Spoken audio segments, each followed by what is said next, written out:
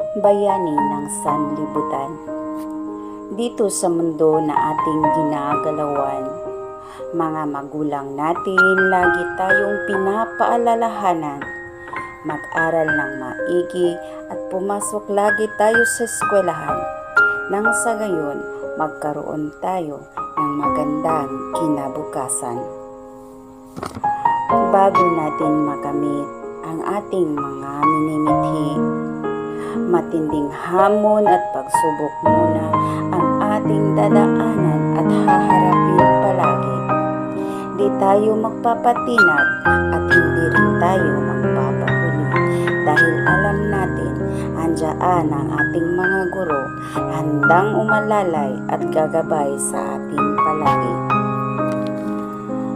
Sa aming mga dakilang guro saan mang dakos sa mundo, mga gurong handang magsasakripisyo, nagbuwis ng panahon upang kaalaman namin mahubog at mabuo. Mga mahal naming maestra at maestro, kami po sa inyo ay sumasaludo. Marami kayong tungkulin sa inyong buhay, pero mas pinili ninyo na magiging isang panday.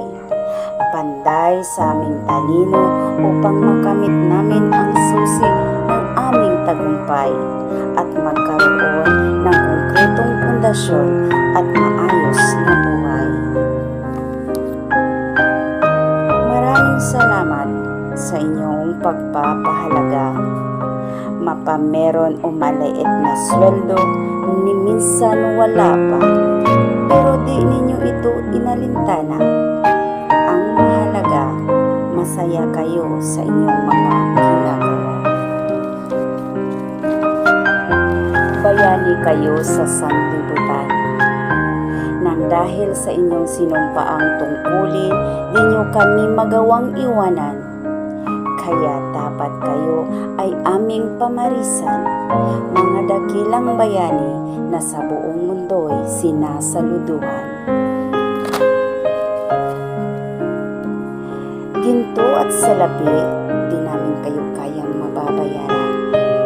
Kaya't ganti namin sa inyo ay ang magkaroon din ng karangalan.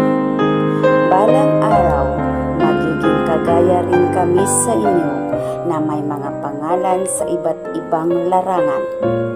Aabutin namin ang rurok ng tagumpay sa ating mga sakripisyo at sisiguraduhin namin na kami balang araw sasaluduhan rin